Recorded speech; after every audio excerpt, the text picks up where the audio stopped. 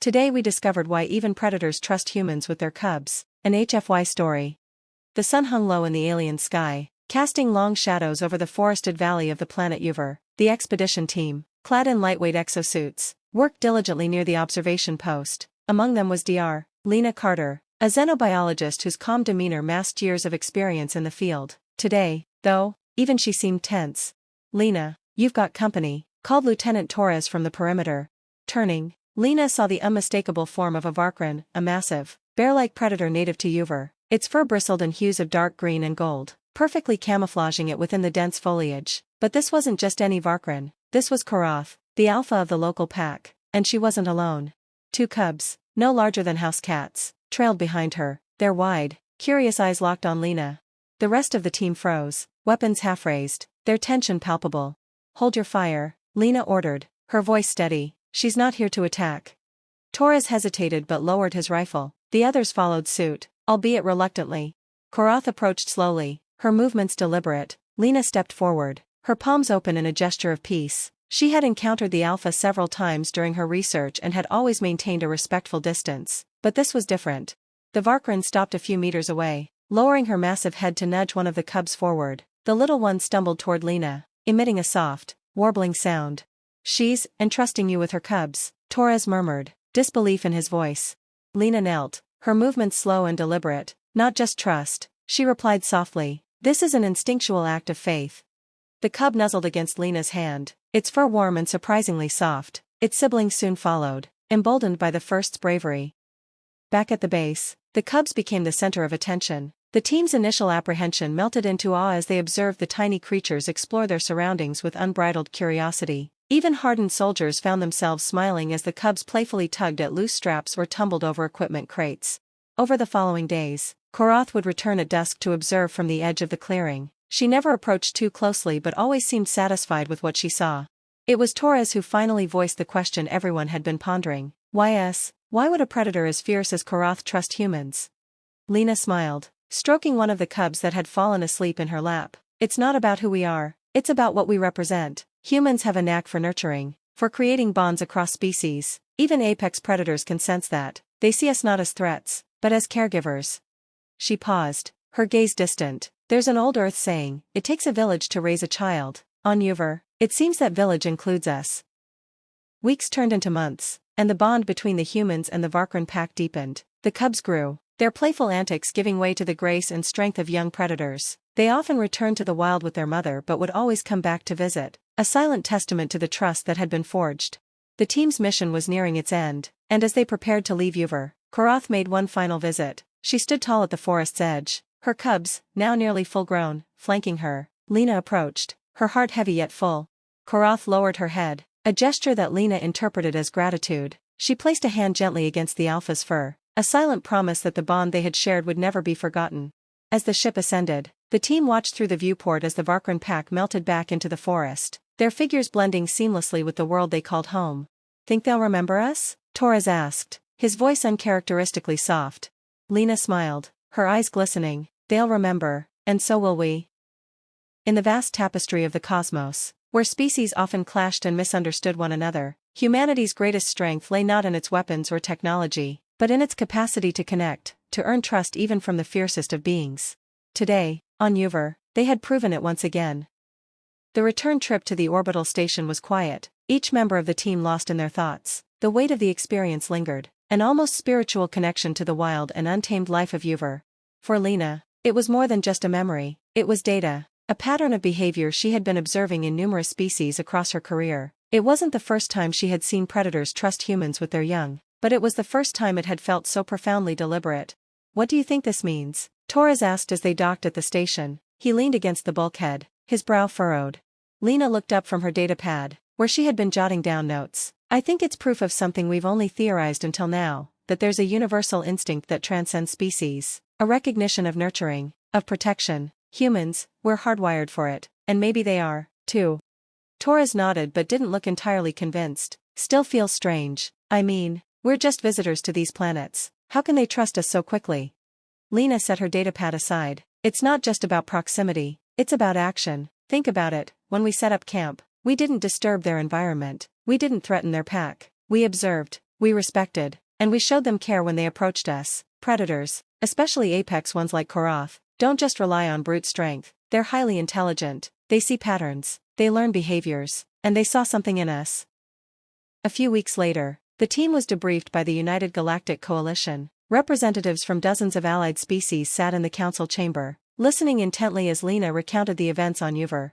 The Varkran's actions sparked a heated discussion. Some saw it as an anomaly, a unique occurrence tied to Uver's ecosystem. Others believed it was a clue to a deeper, interspecies connection that had gone largely unstudied.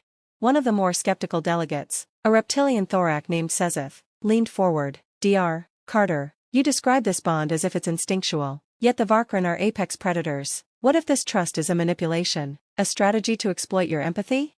Lena held Sezeth's gaze, her expression calm. If it were purely manipulation, it wouldn't explain the consistency we've seen across species, both on Uver and other worlds. This isn't the first time humans have been entrusted with the care of young by creatures that would otherwise see us as threats. It's a pattern, not an exception.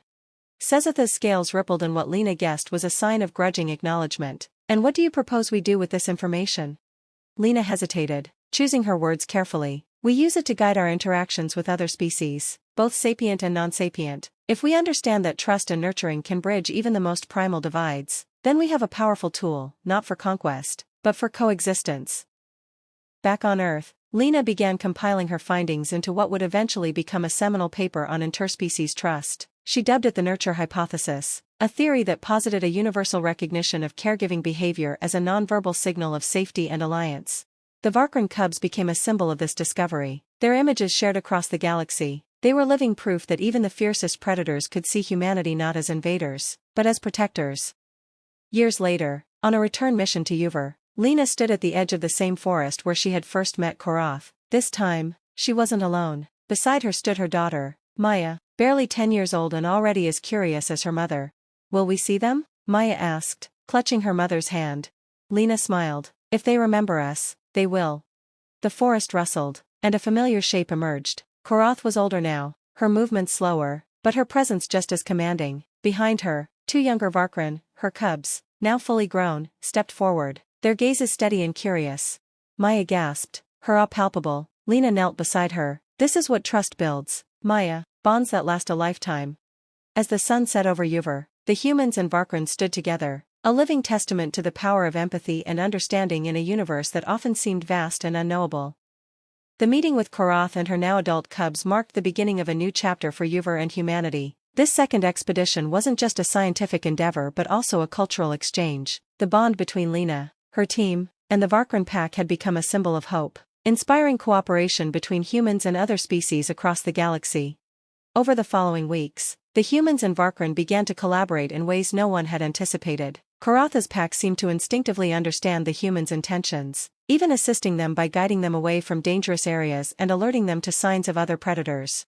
One particularly striking moment came when Maya wandered too far from the camp. The young girl had been chasing a bioluminescent insect, enchanted by its glow. When Lena realized her daughter was missing, panic surged through her. Sound the alert, Torres barked, his military training kicking in. We'll form search parties. But before the humans could mobilize, a low, familiar growl echoed from the treeline. Korath emerged, one of her cubs following closely behind. The younger Varkran held something gently in its jaws, a bundle of fabric. Lena ran forward, her heart in her throat. As the Varkran placed the unharmed Maya at her feet, the child blinked up at her mother, wide-eyed but unscathed. She found me, Maya whispered, pointing to the younger Varkran. I got lost, and she brought me back. Lena knelt, hugging her daughter tightly before turning to Korath and her cub. Tears welled in her eyes as she whispered, "Thank you." Korath's amber eyes seemed to glint with understanding. Back at the base, the event sparked a deeper discussion among the team. They're not just intelligent, Torres said, shaking his head. They're altruistic. That Varkran didn't have to bring Maya back. It could have ignored her or even seen her as prey. It's more than altruism, Lena replied, her voice steady but filled with wonder. This is a symbiotic bond in the making. They see us as allies now, part of their pack, and in return, they're willing to protect us, just as we've protected them. The United Galactic Coalition took notice of these developments. Delegates from dozens of species visited Uver to observe the unprecedented relationship between humans and the Varkran. It became a beacon of what interspecies cooperation could achieve. Over time, the Varkran's trust in humanity extended beyond Korath's pack. Other predator species on Uver began exhibiting similar behaviors, cautiously approaching human researchers and even sharing resources. The once hostile wilderness transformed into a collaborative frontier. Years later, Lena and Maya stood on a podium at the Intergalactic Summit, addressing representatives from countless worlds. Behind them, a holographic display showcased footage of humans and Varkran working side by side. My team's experiences on Uver taught us one simple truth, Lena said. Trust is a universal language. It transcends species, biology, and even the vastness of space. When we approach others with respect and care, we plant the seeds of cooperation, and those seeds can grow into bonds stronger than fear or instinct. The audience erupted in applause, their voices a chorus of hope and unity. Back on Uver, Karath, now ancient and gray, rested in a sunlit clearing. Her cubs, full-grown and leading their own packs, often returned to visit her. Nearby, human researchers and settlers worked harmoniously, their lives intertwined with the predators they once feared.